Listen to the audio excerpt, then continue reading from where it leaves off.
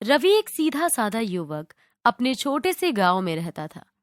उसकी शादी उसी गांव की एक सुंदर मगर रहस्यमयी लड़की शीतल से हो गई थी।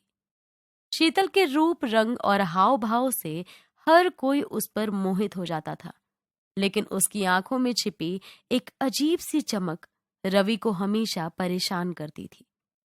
हालांकि उसने इसे नजरअंदाज कर दिया था, ये सोचकर कि ये बस उसकी कल्पना है। शादी के कुछ दिन बाद से ही रवि के घर में अजीब चीजें घटने लगी। रात को अचानक किसी के चलने की आवाजें सुनाई देती, दीवारों पर अजीब परछाइयां दिखती और रवि की मां को अक्सर किसी अनजान चीज का एहसास होता। एक रात रवि की मां ने अचानक उसे जगाया। रवि, मुझे इस घर में कुछ ठीक नहीं लग रहा। लगता है जैसे कोई औरत रात को घर के चारों ओर घूम रही है। रवि ने मां को तसल्ली देते हुए कहा, मां, अब चिंता मत करो, ये शायद आपके मन का वहम होगा। लेकिन रवि भी अब तक अजीब चीजों को महसूस कर चुका था। शीतल अक्सर आधी रात को उठ जाती और घंटों तक कमरों के बाहर खड़ी रहती। जब रवि ने उससे पूछा, तुम रात को इतनी देर तक बाहर क्यों खड़ी रहती हो? तो शीतल ने एक डरावनी हंसी के साथ जवाब दिया, बस यूं ही, मुझे रातें बहुत पसंद हैं। कुछ हफ्ते बीत गए और रवि के घर में घटनाएं और भयानक होती चली गई। एक रात रवि की मां ने उसे बताया, बेटा, मैं देख रही हूं कि शीतल के आने के बाद से ही ये सब कुछ हो रहा है। उसके चेहरे पर कुछ अजीब सा है। कहीं कहीं वो कोई चुड़ैल तो नहीं? रवि ने इसे मजाक में लिया और मां को चुप कराने की कोशिश की, ये कहते हुए, नहीं मां, तुम भी क्या क्या सोचती हो।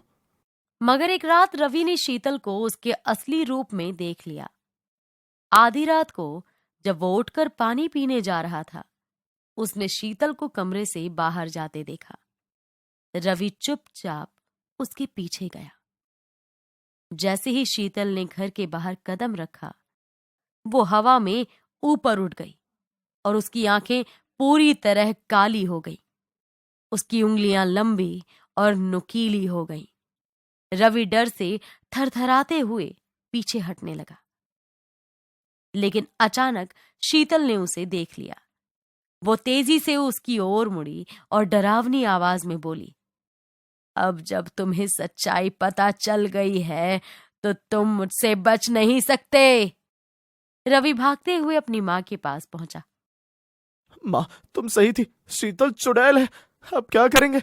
वो हमें मार डालेगी। रवि की मां ने तुरंत गांव के एक पुराने तांत्रिक से संपर्क किया। तांत्रिक ने बताया, वो एक प्राचीन चुड़ैल है जो किसी की आत्मा पर कब्जा कर सकती है, लेकिन एक तरीका है उसे मारने का। उसे उसके असली रूप में पकड़कर आग में जलाना होगा। रवि ने हिम्मत जुटाई और योजना बनाई। अगली रात जब शीतल अपने चुड़ैल रूप में बाहर निकली तो रवि ने उसे तांत्रिक की मदद से पकड़ लिया। जैसे ही वो उसे आग के पास ले गया, शीतल ने अपनी असली ताकत दिखाई और उन दोनों को अपने वश में करने की कोशिश की।